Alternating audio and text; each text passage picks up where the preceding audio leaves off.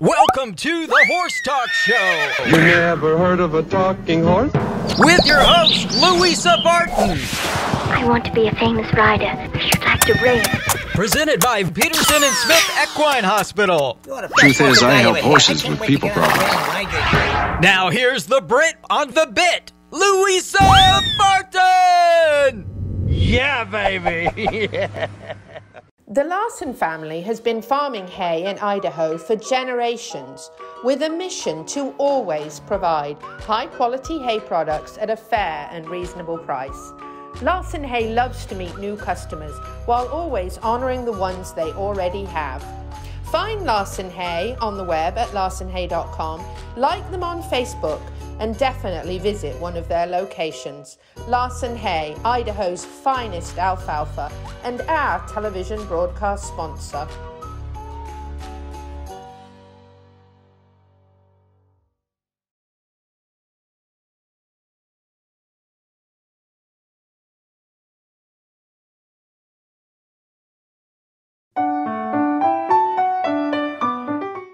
I'm Louisa Barton for the Horse Talk Show and Equus Television on all smart TV networks here at Peterson and Smith Equine Hospital and Complete Care.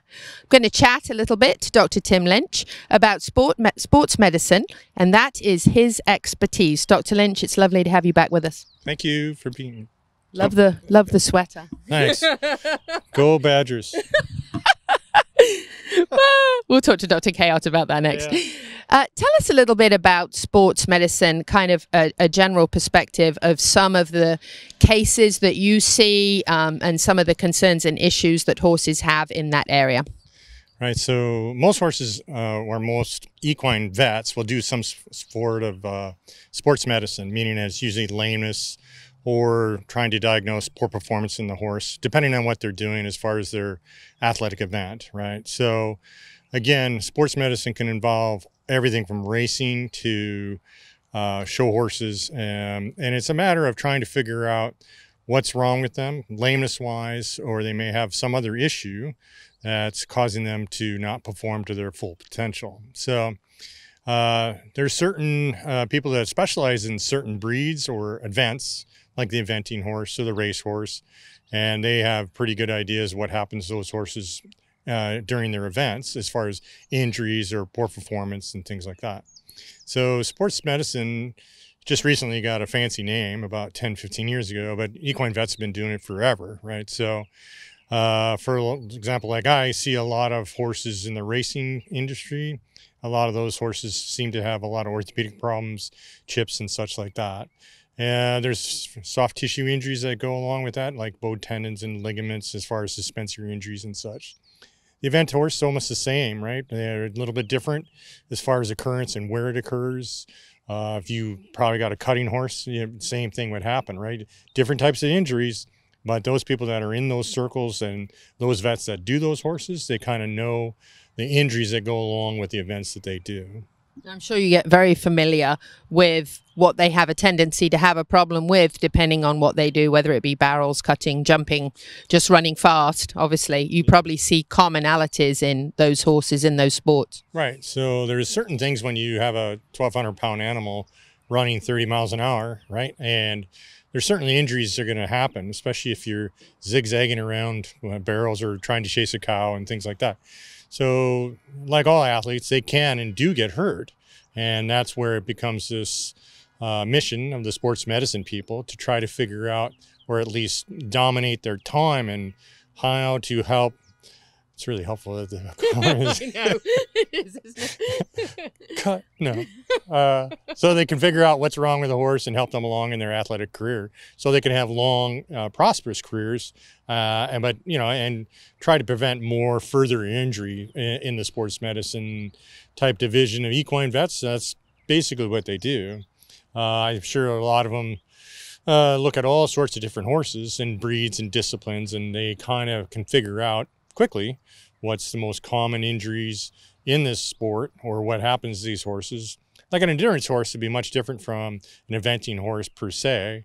Endurance horses, they probably have a lot of tendon injuries. They go long distances, fatigue, muscle problems, tying up, versus an event horse, they go 3 different things, right? Right. And it's all triathlon. triathlon, yeah. So some of it is at speed, and that's dangerous. They're jumping big jumps into the water and such like that.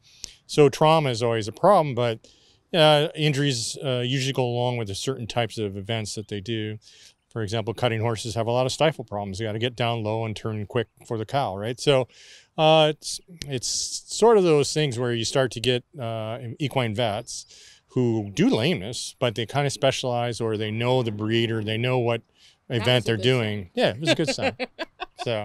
So your lameness exam, regardless of breed or discipline, is going to be pretty much the same, but you're going to ask a new client, what do you do with this horse? Because obviously that's important. Right. So it's tailored to every horse and what they do to what their event. They're essentially the same. I mean, you want to examine the horse and do a good physical and things, and look at its legs for heat, pain, swelling, those types of things that are obvious right away. Shoeing and such always go along with the discipline, what they're doing. But then it's more, you want to see the horse in motion. So lots of horses, and it's usually the top performing horses, they have performance problems, but they don't really necessarily show lameness in hand, right? Jogging them up and down doesn't really show it. So sometimes you got to be willing to look at a horse being ridden, and that's maybe the only time the horse shows what his problem is. Dressage is notorious for that, right? So, because those horses don't do those moves by themselves out in the paddock, right? So they need to be ridden and see what the problem is, or see if you can't figure out to get to the bottom of how to help them figure out what their problem is, how to treat it, and then try to prevent the injury from later on, right? To help them through their careers. Right. So after a lameness exam, at what point do you decide if there's further diagnosis needed, and what's the next step? Well, I think it's dependent upon the severity of the lameness or the performance problem. There's a lot of lame horses that can perform quite well, and they're quite successful. I mean, they're not lame, right? And there's a lot of sound horses that can't perform just, as well. So depending on the severity of the lameness, some horses, they need rest and things like that. And it would depend on where you can find the injury or where the soreness is coming from. So, and again, the severity of the injury would determine what to do to the horse, how much rest they would get. You can't beat rest for any injury. So it's kind of one of those things where it's tailored to each horse, what they do, what level they're competing at, right? So if you have a world champion in something, it's kind of different, because that horse probably, hopefully, doesn't have a bad injury. He just needs some help. Whereas some other horses, they may not manifest the same lameness, but they need more time off depending on the severity of the injury and things like that. So it's hard to give you a blanket statement and say, hey, this horse needs this and this. But again, if you can figure out where the lameness is originating from, which in some horses is difficult or sometimes impossible to find, they still have a performance issue, but technically it is a lameness. But again, they can probably go out and still win. It's just a matter of monitoring it, keeping track of it, seeing what you can kind of find the problem for the owner and the horse to hopefully lengthen their careers, make them pain-free, those types of, hopefully to try to prolong their careers, right, and be successful. Right. Difference in breeds, obviously, affects gait. So you might be looking at a Pasofino, a Tennessee walking horse, or a quarter horse, and you might have a different spectrum of gaits that you're looking at. Is that difficult to kind of recognize when there might be a problem when you're looking at so many different movements in horses? Right. So all the breeds they're essentially horses, right? So head, mane, tail, 4 legs, right? But the gait certainly can throw your eye a lot. And if you're not used to a gaited horse, the Paso is a prime example, that can really throw you off a standardbred when they're in gear and racing or, warming up. So that could be very troublesome as far as somebody who's not used to them or not used to examining them or seeing them in motion, right? So I don't think anything can beat good conformation to start with, because that's by far the one thing that'll help horses' long careers be successful. You can't really tell talent from conformation, but if they have straight legs to work with and good feet to start with, you got a good start, right? And you can probably eliminate half of all the horse problems Oh, so is she giving us a signal? Sorry. The finger. Oh, that's it. Yeah. We'll have a couple little cutouts. Yeah, sorry. Oh, it's okay. Dr. Lynch, I want to thank you so much. A great overview of both lameness in horses and also sports medicine and the examination part of that process. Thank you so much. Louisa Barton here for Equus Television and the Horse Talk Show, and we're about to be rained on.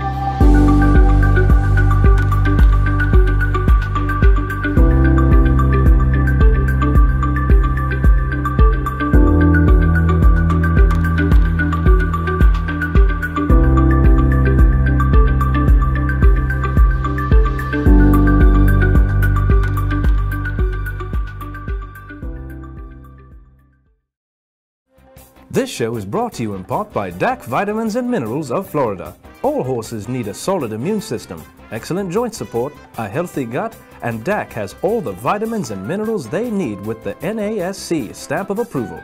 So like them on Facebook now, or go to feeddac.com. DAC, it makes a world of difference. Current equine microchips can migrate by up to 30%, causing difficulty when scanning. With over 70 years of collective horse industry experience, LipChip offers a new, more effective method of microchipping, partnering with veterinarians and technology experts to ensure humane and practical microchipping. LipChip was built by horsemen for horsemen. Nowadays, the performance horse industry is in need of both integrity and transparency. LipChip is the future of horse microchipping, with cutting-edge technology functional for every discipline. Find LipChip on social media, and for more information, lipchipllc.com. The future is here. The future is LipChip. Hi, I'm Alan Davies with Equine Therapy International. Today we're at Engineered Equine Performance, celebrating the new saltwater chilled treadmill. This particular chilled equine saltwater treadmill is a game changer. As you can see, the finest materials are used, the filtration system, coarse, fine filtration, no chemicals. We use UV, ozone, combination of filtration to keep the highest water chemistry standards. Being a saltwater unit, only the finest stainless steel and materials are used. That's important when it comes to longevity and cost of service over the life of the unit.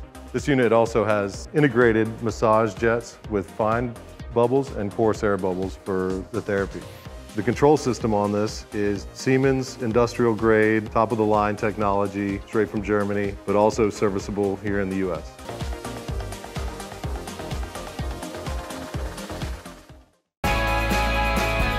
Hi, this is Hall of Fame jockey Mike Smith. You're listening to the Horse Talk Show. Thank you for joining us on the Horse Talk Show, presented by Peterson and Smith Equine Hospital and Complete Care. Thank you to Larson Farms, our broadcast sponsor, Idaho's finest alfalfa.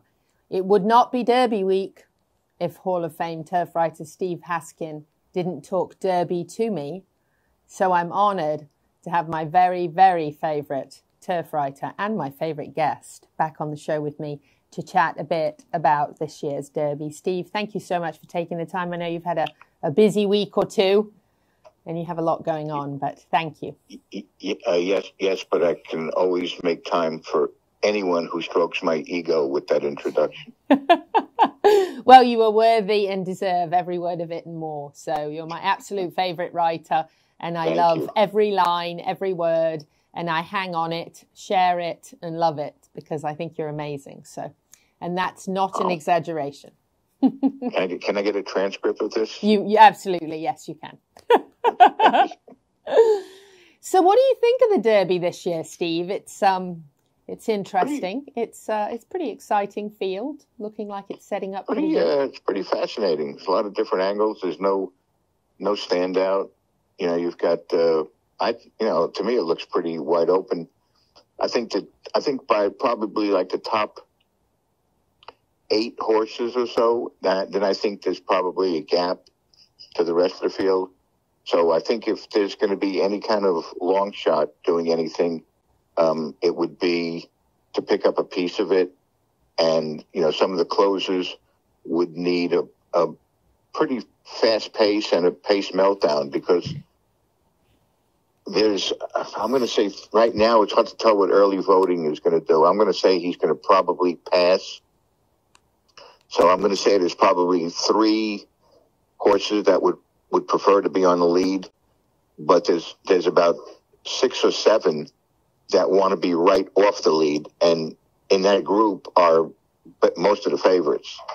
Yeah. So the only thing the closers can hope for is that it gets so contentious that it sets it up for somebody, because you know the closers aren't that fast and they haven't done anything dramatic. Now everybody's looking at Zandon as a closer, but he really isn't. If you look at his Remsen, he was on the pace the whole way, but he just had a couple of slow breaks this year.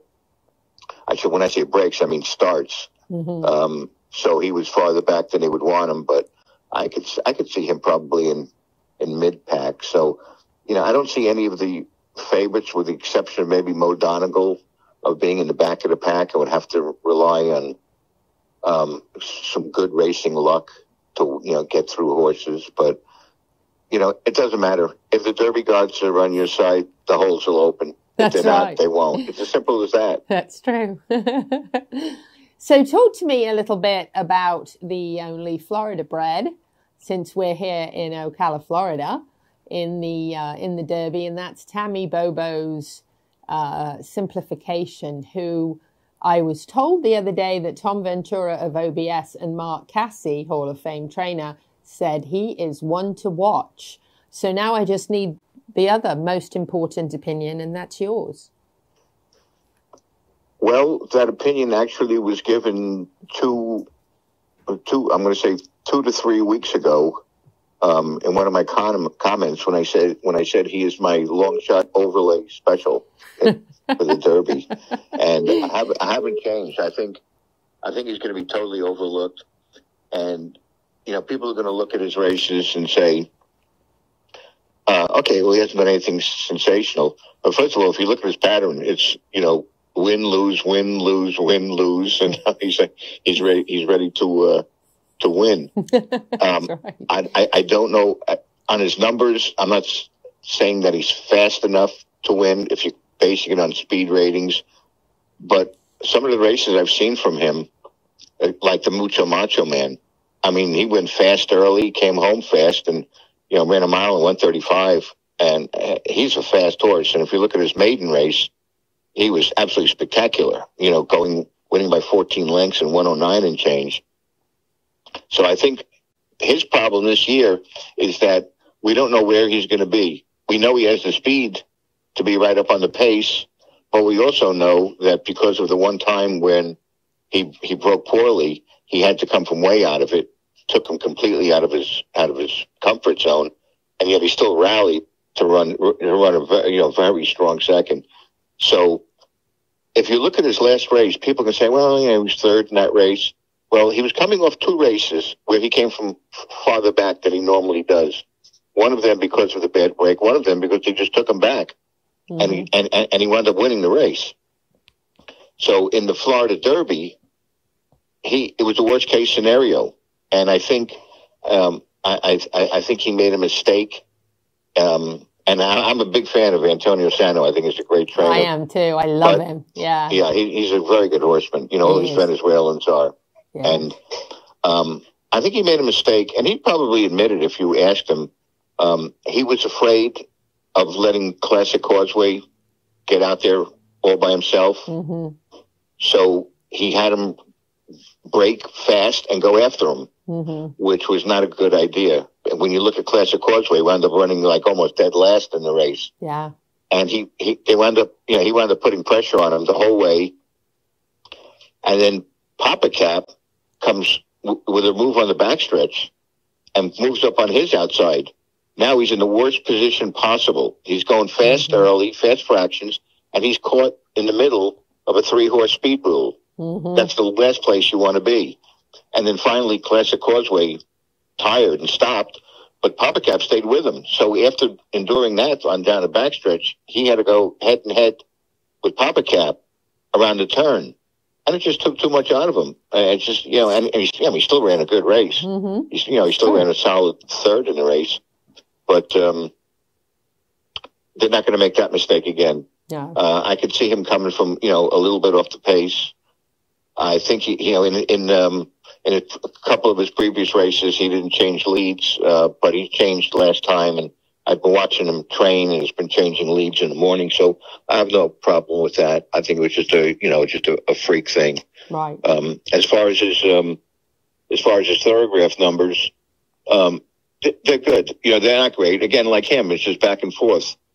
He ran a 2.5, which was good. Then he regressed slightly to a 3.5. Then he ran another 2.5, and then he regressed slightly again to a 3 3/4. So I'm looking for definitely an upward move. Yeah. But he'll have to move farther than a point. He'll probably have to move at least 2 to 3 points faster on thoroughgraph. But I can see him. I definitely think he's a long shot to keep an eye on. I think he's a very good horse, and I don't think we've seen anywhere near his best yet. Yeah. What do you think about that back and forth that he's doing? Have you seen that with other horses? Win, lose, where that happens? Does he just have good days and bad days? Is it in track? No, he hasn't had any bad days. I mean, for all of his losses, he's had a reason. One of them, he got left at the gate, so he was too far back. Yeah. The other one, they put him on the pace where he's too far up on the pace. Yeah. So it's just a matter of one was a bad decision, one was a bad start.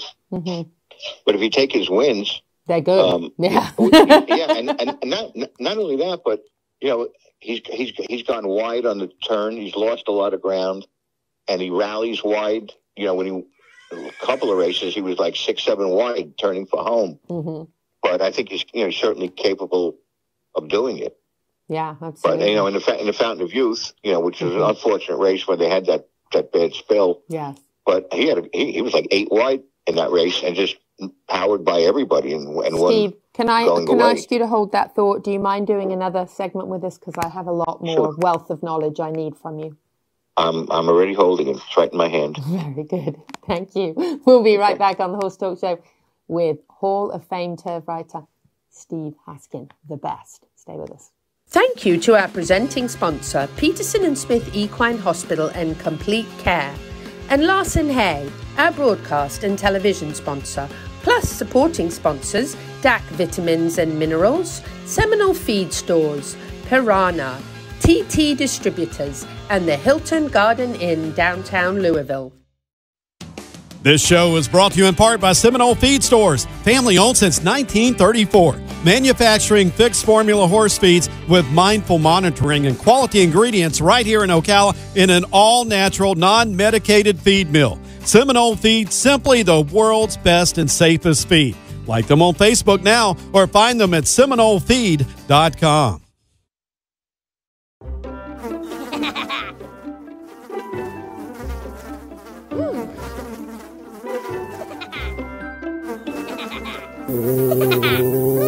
Horses. Piranha! Oh no! Oh, the humanity!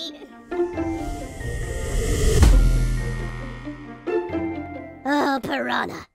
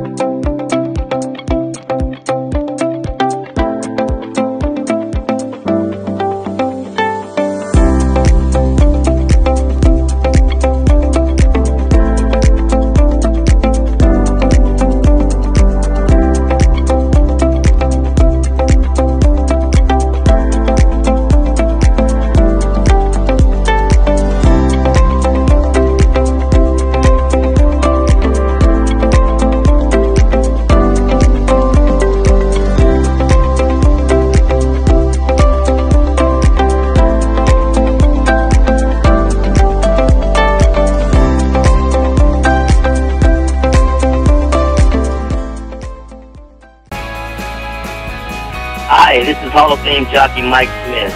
You're listening to the Horse Talk Show. Back on the Horse Talk Show, presented by Peterson and Smith Equine Hospital and Complete Care. Thank you to Larson Farms, our broadcast sponsor, Idaho's finest alfalfa. We are chatting to my favorite guest, Hall of Fame turf writer Steve Haskin. We've been talking a little bit about Florida bred simplification. Share a good, funny story with you later on that. Tammy Bobo, who I've known for years and years and years, very good friend of mine, owns Simplification. And I actually have her very small pony and donkey at my house. There's a joke there, but we were having a bit of a laugh about it at the FTVOA Awards last night. But I think it would be amusing to say that Tammy has a very nice ass, and her ass is at my house, and he's adorable, and his name is Froto. Just remember, you're talking to a journalist who right now I have the capabilities of quoting everything you say. I know it. And taking it out of context if I wish. I know it. So, another thing people don't know about that horse, you speaking of that, when I spoke to Tammy early on, and I asked her what happened in that allowance race after he won easily and he finished third, and I've mentioned it many, many times on there, how he split his head open on the starting gate coming out. Mm-hmm. They had to stitch up his head, and he still ended up running third in the race. So that's something you don't see in the past performances. No, he's an overcomer, that's for sure. He's tough. He is tough, no doubt about that. Let's chat a little bit about, we actually just visited with the Ortiz family, Ortiz Training and Sales over at the Nelson Jones Training Center, and they are a lovely family. And actually, Carlos, Ortiz's son, is the trainer of this really neat horse, Barber Road, and they have a little different than a lot of the trainers I've been around. One of their family members, his daughter, is their media person. She has all these absolutely phenomenal videos and photos of Barber Road during his time with them, his 6 months or so, and they have him dressed up as Santa and all kinds of neat things for the prior CEO of Walmart, Mr. Simon, and his wife Tammy, and it's just it was a really neat family to be around. And if he wins the race, I'll be expecting phone numbers from you. No problem, absolutely. Are you kidding me? I'll have that to you within seconds of him crossing the finish line. They're lovely people. You'd really enjoy talking to them. But I've had a couple of people tell me that Barber Road is definitely one of the long shots to watch in this race. What do you think?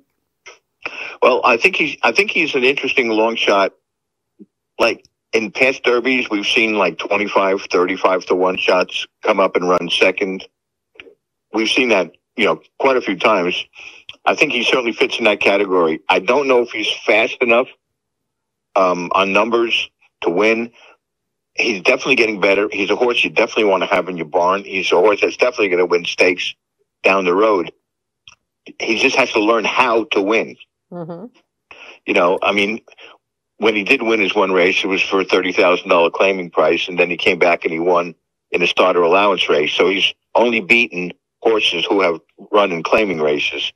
Then they put him in stakes, you know, second, third, second. He just always finds a way to move a little bit too late or to find a little bit of traffic. I think his capabilities are there, and one of these days he's going to break out. Whether it could be in a 20-horse field, it's asking a lot, because he's going to be pretty far back. He's going to be way in the back of the pack, so he's going to need a lot of luck. If he runs second or third in this race, would it surprise me? Absolutely not. Even though there's a lot of faster horses in here, but the Derby's a totally different type of race. It's true. So, you know, it's going to be interesting to see if he gets lucky. But, you know, when they keep running second like that and third, you got to break that. You know, you have to break that trend. You got to give him some confidence, let him know what it's like to win. And then once he gets that confidence, then sky's the limit after that. That's true. But, you know, listen, a lot of people are starting to get on Cyberknife. They feel that he could be the wise guy horse. He looked great in his workout. So, listen, he did run second to him. So, you know, when he ran second to Baffert's horse, Newgrange, everybody thought Newgrange was a good horse. Didn't pan out that way because he ran poorly.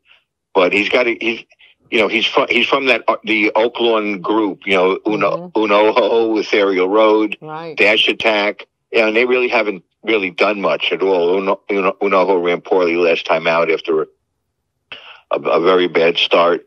So, again, I think he's a really good horse. I'd love to have him. I just don't know if he's quite ready for this group in a 20-horse field. I think there's a lot of things against him, but he is a play in the exotics for sure. Yeah.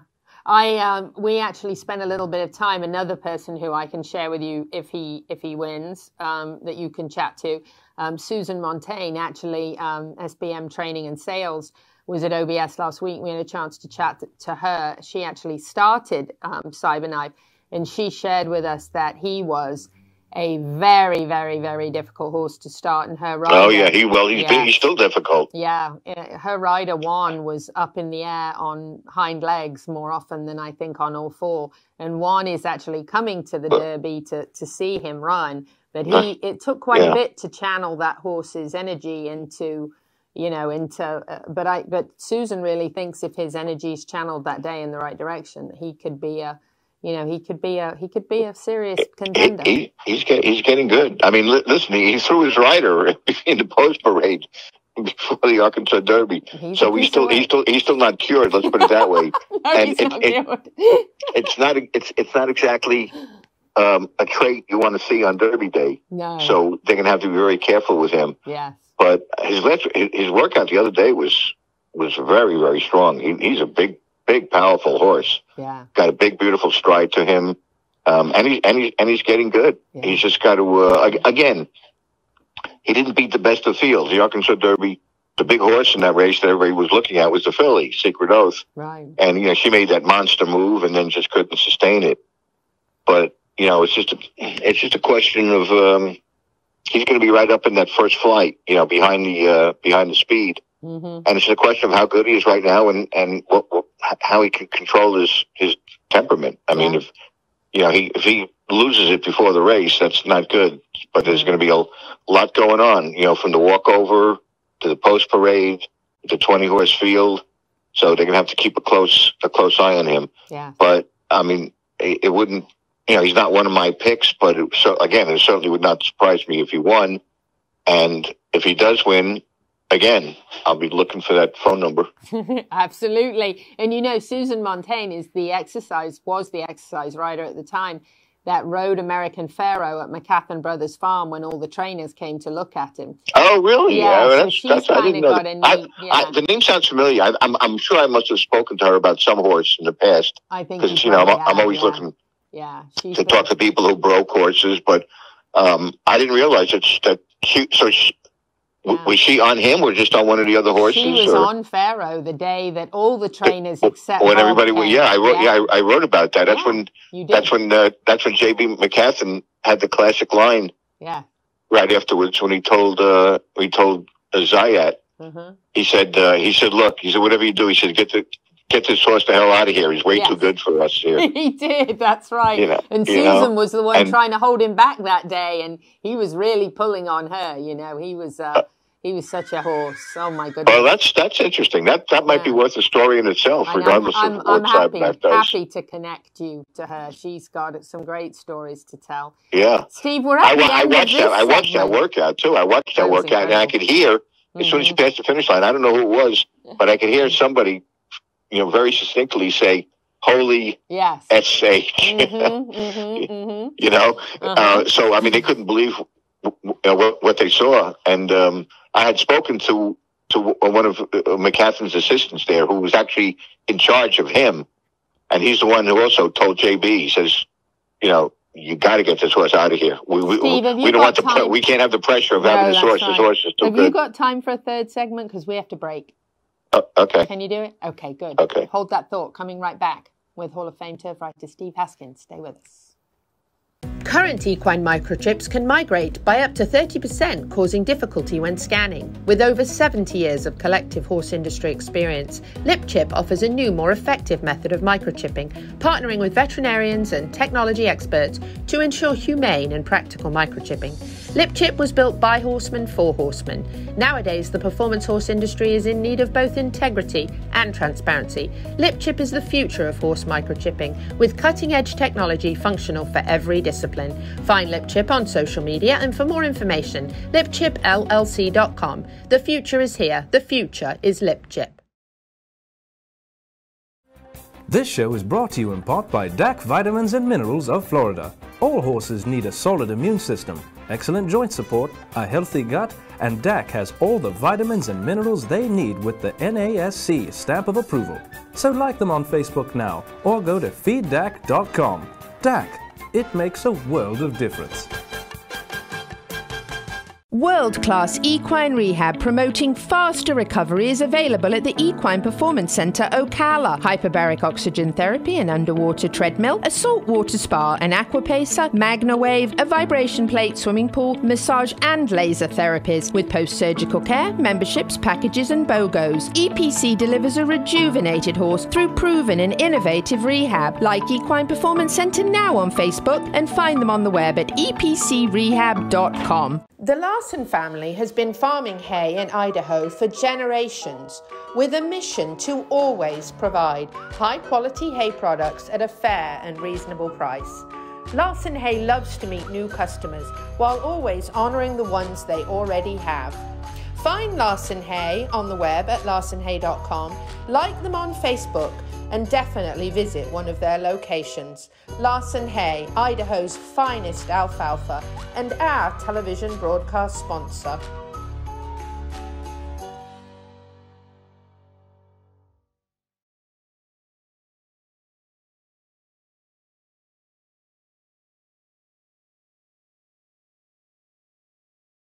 Welcome back to the Horse Talk Show. You never heard of a talking horse? Well, listen to this. With your host, Louisa Barton. What does it feel like to be in love with a horse? Presented by Palm Chevrolet, your hometown Chevy experience. Back in the saddle again. Now, here's your pretty Louisa Barton. You're fab. You're switched on. You're a bit of all right. Yes. Yeah, baby. Yeah. Back on the Horse Talk Show, presented by Palm Chevrolet, your hometown Chevy experience. Thank you to Larson Farms, our broadcast sponsor, Idaho's finest alfalfa. Louisa Barton here in the studio, and I've got my favorite guest for a third segment, Steve Haskin. He is Hall of Fame turf writer. You can find him at secretariat.com. His writings, in my opinion, are the finest in the horse racing world. Always amusing, always witty, and always very informative. Edutainment at its best, I think. And we've been talking. You can have me for as many segments as you want, as long as you have intros like that every single time. It's all true, all facts. And listen, I read and write a lot myself, so I know what's good and what isn't. And I've never, ever read anything about horse racing better than yours, Steve. So that's thank you so much. We were talking about Cyberknife, and we've chatted a bit about simplification and Barber Road. I got to throw White Albario out there just because he's an OBS grad. He went through the sale here. You know, I got to ask you what you think about him. He's an enigma. I don't know what to expect from him. I think he's going to be the forgotten horse. I don't think he's getting the I don't think the Florida horses in general and the Florida Derby is getting the respect. His speed figures are like all over the place. You don't know which ones to look at.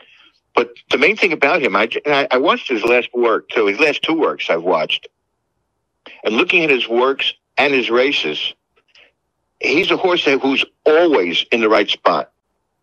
He's always where he's exactly supposed to be. And you got to say a lot about that. Yeah. The Florida Derby was such a strange race because I thought for sure Gulfstream, which is notorious for bad fractions. They don't know how to time races there. And I looked at the closing fractions of the Florida Derby, and I mean, to say they were pedestrian would be an understatement. I mean, he came home with the last 3/8 in almost 40 seconds, which is like, are you kidding me? I mean, we're talking harness racing time. And the last furlong in like 14. I said, it's got to be wrong. You know, I heard rumblings that maybe it was, but nobody ever changed it.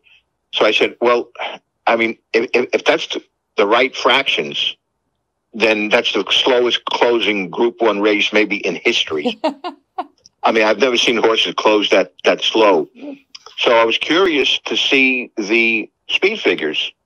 So the first ones to come out with the buyer figures, where he got a 96, which is, you know, which is okay, not great, but you know, it's okay.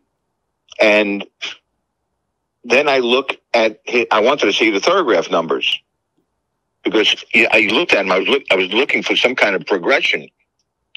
Because if you look at his numbers, he had progressed. In fact, I'll give them to you right now. He'd run a 10.5, which is, you know, okay for a first-time starter, to an 8 1/4, to a 7, to a 3. I said, well, you know, that's pretty good progression. I said, unfortunately, it's going to probably regress in the Florida Derby because, I mean, it was just so slow. He winds up getting a 1, which is the second fastest number in any horse in this field. The only horse that's gotten a faster number was that freaky ex-Baffert horse, that Tabor, in that last race. And I don't know. I don't even know what to make of him. You know, 2 starts. Yeah. But he's a Marzadans, isn't he? What's that? Isn't he a Marzadans horse, I think? A what horse? A Marzadan, the guy the gentleman that owned Medina Spirit, I think. Oh, Zaydan. Yeah. Oh, yeah, right. Yeah. Oh, yeah. Uh-huh. Yeah. Yeah. So the one thing I always say, by the way, is that, listen, I don't know.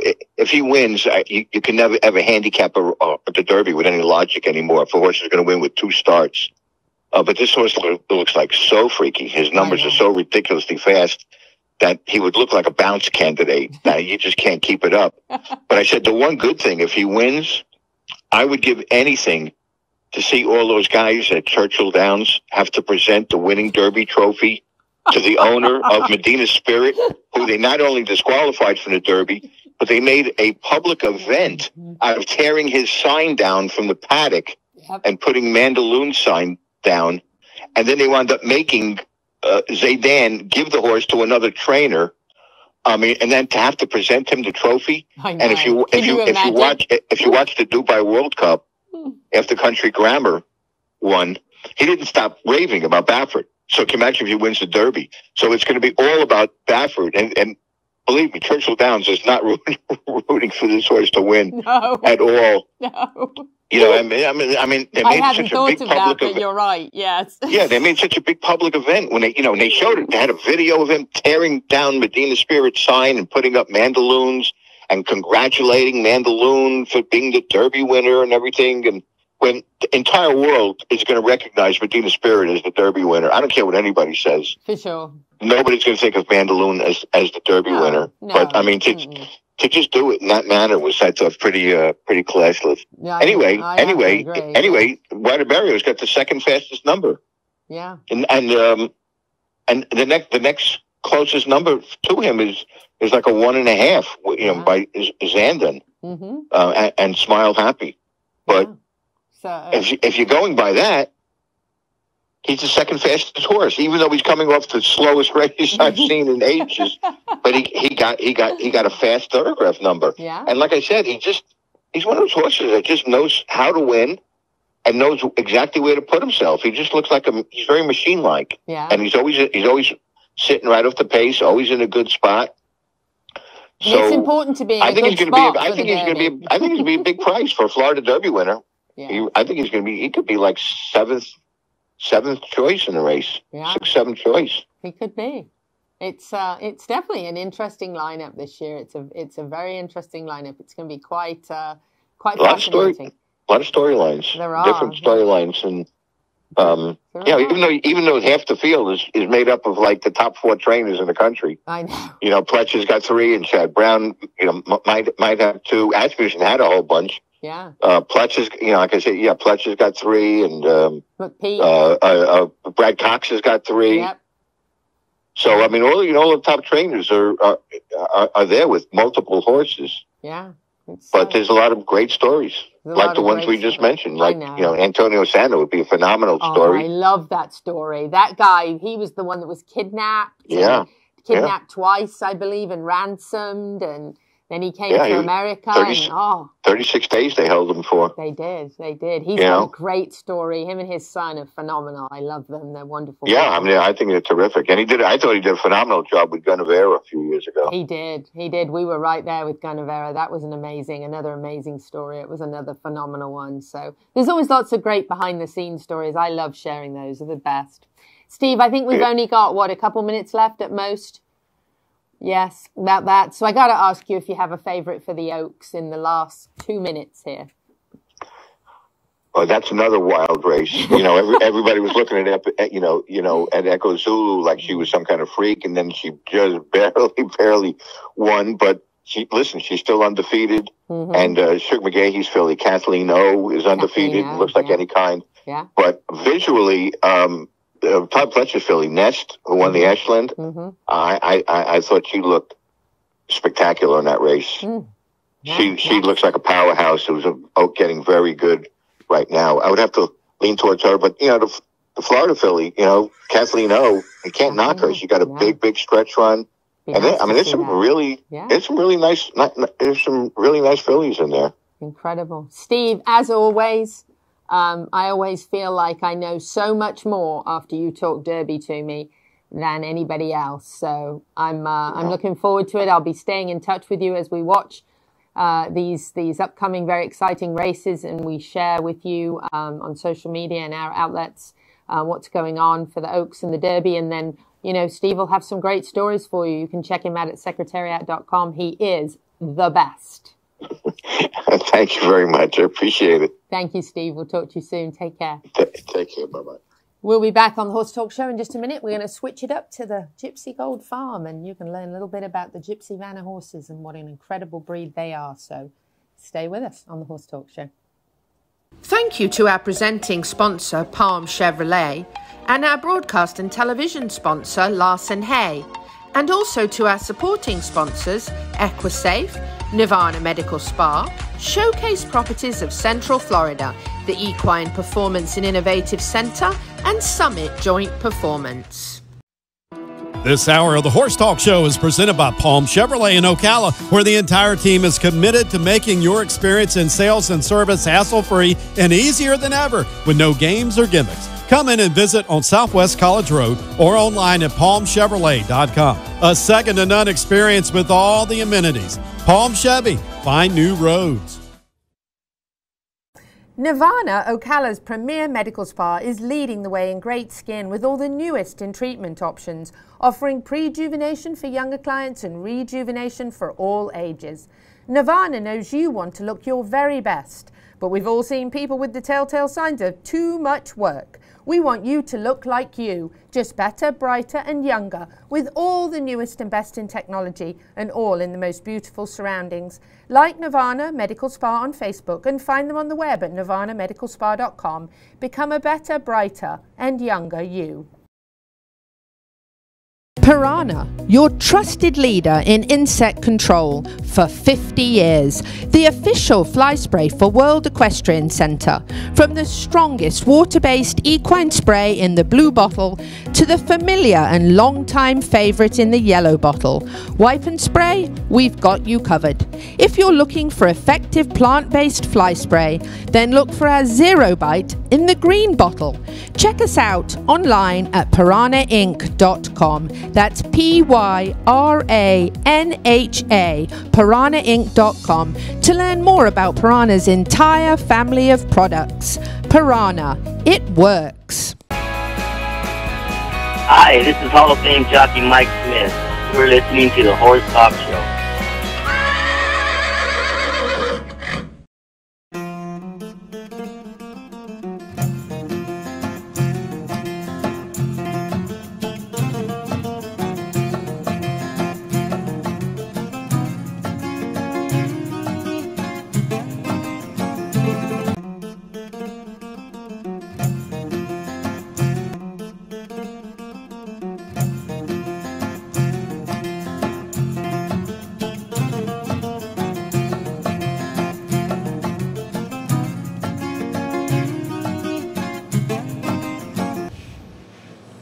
I'm Louisa Barton with the Horse Talk Show, here at the Gypsy Gold Farm Tour.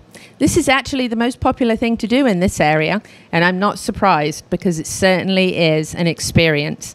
A little bit like stepping back in history into the incredible and exciting world of the gypsies and the horses that they love, and also a wonderful tourist attraction for Ocala, Marion County, Florida, the horse capital of the world. One of my favorite places to come, and certainly a couple of my favorite people to visit with. But we're going to start off with a few years ago, and we're going to talk to Dennis Thompson and his wife, Erin Mahoney Thompson, about how they got started out in the love of anything four-legged. Dennis, thanks for having us back here again. Love being with you. Great having you. Yeah. Thank you. Tell us about when you were a little tyke. Did you always love animals so much? Extreme, yeah. 1949, I lived in a one-room chicken coop in northern Indiana. No heat, no water, 2x4 bunk beds. Yeah, nice. But it was a chicken coop full of love and parents who believed they could do anything. And my mother wound up with the first McDonald's in America with a hitching post in Amish country in Indiana, yeah. And my father's master's thesis was turned into a text for high school industrial arts. I was an extreme animal lover as a child. Called me the guppy god in the 4th grade because I'd take mason jars full of baby guppies to school and sell them for a nickel apiece. Matter of fact, my neighbor, Mr. Flanagan, raised Shetland ponies. And that was the 1950s. There was an invasion of Shetland ponies from Great Britain. And I tell people I believe it was an effort to take our country back by destroying our children. That's about spot on, right? Yeah. Oh my goodness. We had a big weeping willow tree in the front yard, and I would take branches from that willow tree and go to Mr. Flanagan's. He had an apple orchard. And I'd climb over the fence and make bridles and reins out of those willow trees. And I'd get on those ponies. And I would inevitably have to fall off before they got to the barn. Because they'd go run into Mr. Flanagan, and I'd get caught. So my love for ponies, or love for horses, started very early. But, it's... You're either born with that or you're not, you know. And I hung out at pet stores as a teenager, and at 18, one of those stores asked me to work for him, and it was owned by the man that invented kitty litter, Ed Lowe. Matter of fact, just recently I had an interesting thing. People who watch your show will remember an actress called Kim Novak,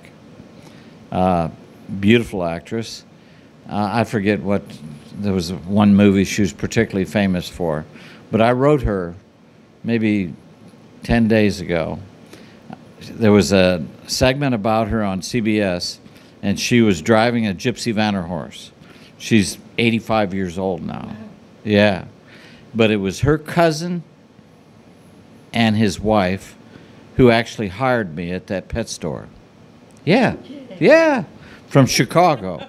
They managed one of the top pet stores in America, and Ed Lowe hired them to design the ultimate pet store. Ed Lowe's the man that invented kitty litter. So yeah, crazy story, crazy. And then you were the one responsible for the collar, right? Well, I wound up managing his stores, and then for the next, I don't know, probably 40 years, I designed products for animals and set international distribution in the animal products industry, and I am responsible for adjustable dog collars and adjustable dog harnesses. And so the passion, it never ended. It's still there today, you know. Still there. Yeah, it is, for sure. Yes, absolutely. It is a lifelong love, there's no doubt. Truly. Erin, and what about you? You've always been an animal horse lover, right? I would say it didn't really start with horses. I'm really just an animal lover. You know, it's all animals have always had my heart, and I've always been attracted to everybody's pet. You know, they liked me, I liked them. Although I was not really allowed to have pets growing up. My mother's sister, they have a farm in Annapolis, 80 acres, and every summer I adopted their, livestock, much to their chagrin, because they didn't want to have to tell me that they would eat them eventually. So it's kind of a joke, Fluffums died shortly after I left, I'm sure. But, it's just funny, rabbits. Every summer I had my own rabbit. It was our job to go out and milk the cow and collect the eggs and, get pecked by all the chickens. And it was always so much fun, They taught me how to shoot my first shotgun. It was just, every summer was an adventure of playing ditch 'em in the woods, 80 acres they had. I was with them when they baled hay, and, it was a day-long affair. I picked vegetables. You're there on the farm for 5 minutes. They have you doing something that will last you at least a day. So it's kind of, I never lost my love for all animals. It wasn't really until Dennis that I've kind of fallen in love with horses. For me, my family had commodity. They raised animals for, dairy cows and for beef and turkeys and chickens and, for their eggs and for meat. So horses were they had a Shetland pony that tried to kill me. So really horses were a different thing. When I was adult, I became interested in horses and learned how to ride. I learned how to ride on an Arabian. Loved riding, and that will always be with me to this day. Every day, I just love horses, obviously, but my love for them grew as an adult.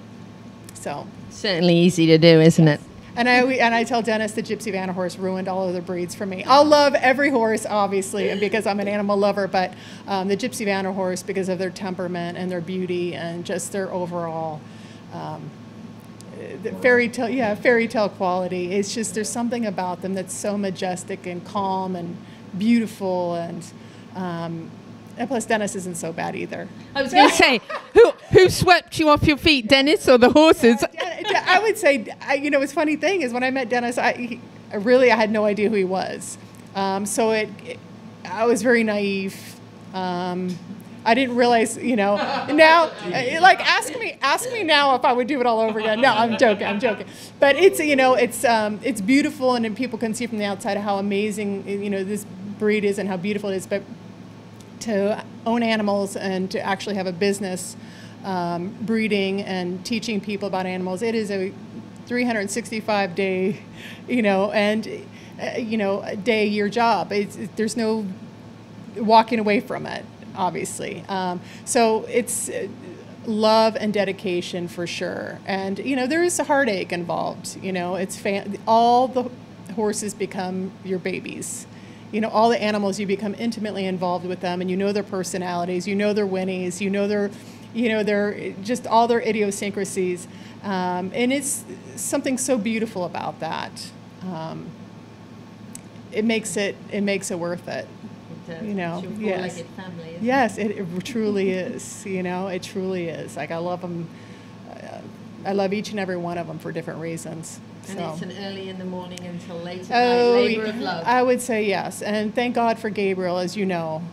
He is a godsend, and we have 2 volunteers that work for us, Janet and Dawn, that are just amazing with the birds. And we're lucky to have a few really special people that come and help out of the love for just doing something with their day and dedicating themselves to animals that love their care and yeah, there's special care. Dawn makes all the bird toys for the birds. And, you know, it's just something really special about people who come out and just love the animals as much as you do.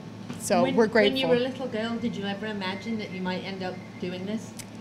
Not in a million years. I could not have dreamt it. Honestly, like, I was always the child in my family that was begging for a cat, begging for a dog, endlessly begging, you know, and they wouldn't let me, you know. Be careful what you wish for, right? I mean, it's really crazy when I look back on it. I couldn't have dreamt it, but it is, for me, the best part of my week is, you know, I always joke with Dennis, Sundays are just magical because we don't have anybody that comes and works here.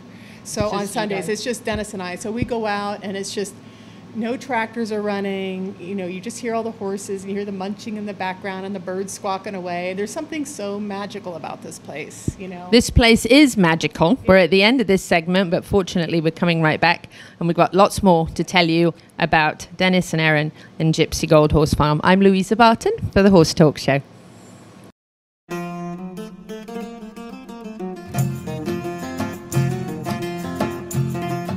Thank you to our presenting sponsor, Palm Chevrolet, and our broadcast and television sponsor, Larson Hay, and also to our supporting sponsors, Equisafe, Nirvana Medical Spa, Showcase Properties of Central Florida, the Equine Performance and Innovative Center, and Summit Joint Performance. Enhance your horse's performance, fitness, strength, and rehabilitation with state-of-the-art equipment.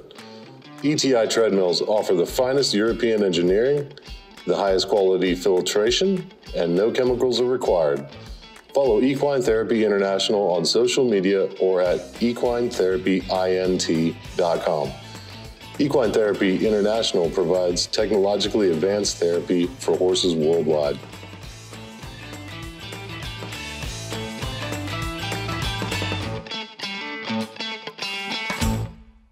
World-class equine rehab promoting faster recovery is available at the Equine Performance Center Ocala. Hyperbaric oxygen therapy, an underwater treadmill, a saltwater spa, an aquapacer, MagnaWave, a vibration plate, swimming pool, massage and laser therapies. With post-surgical care, memberships, packages and BOGOs, EPC delivers a rejuvenated horse through proven and innovative rehab. Like Equine Performance Center now on Facebook and find them on the web at epcrehab.com. This show was brought to you in part by TT Distributors, dedicated to bringing their customers the largest selection of quality horse supplements, products, and farrier supplies in Florida at affordable prices. Also online at ttdistributors.com. Hi, this is Hall of Fame jockey Mike Smith. You're listening to the Horse Talk Show.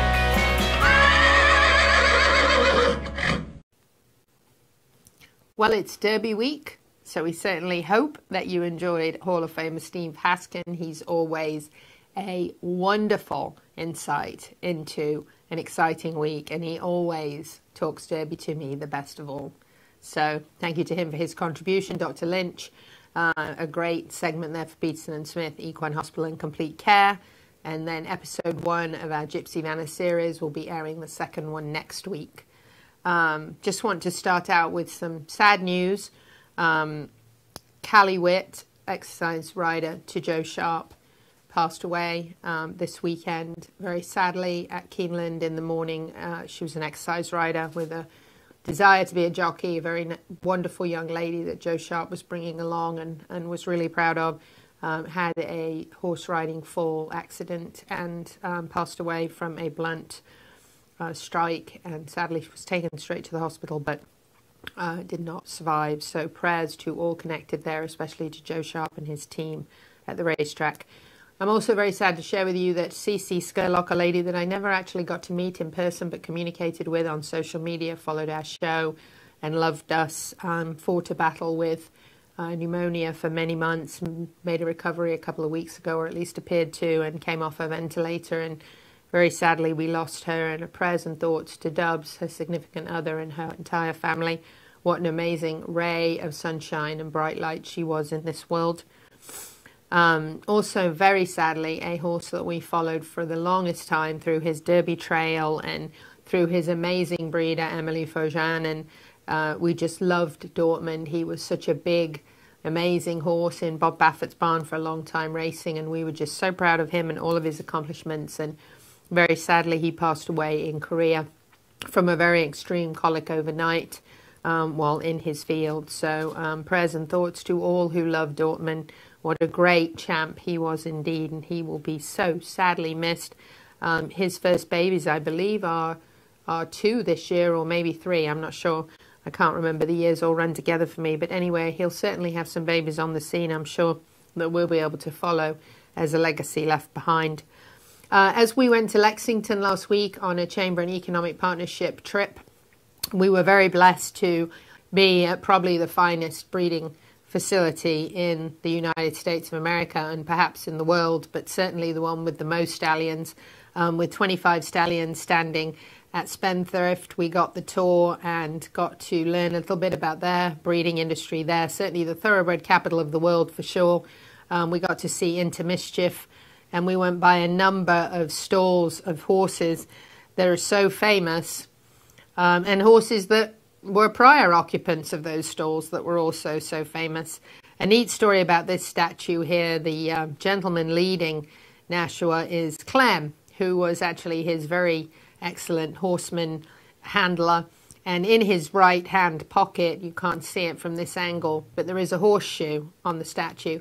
And Clem was an entrepreneur of his time. He would tell guests that he had certain famous horseshoes in his pocket and sell them to the guests. And somebody commented that if one horse had actually had all those horseshoes, it would have actually been a centipede. But he was definitely an entrepreneur of his time and quite a funny guy, but a great horseman, Clem there, leading Nashua. And just a chance to even be in the presence of such an amazing place with, you know, over 100 mares and yearlings and weanlings, and then these top stallions who we get this opportunity to see at the racetrack and meet through the horse talk show, and then to get to see them in this environment. They certainly have the life at this beautiful Spendthrift farm, which is certainly probably the most beautiful farm I've ever set foot on.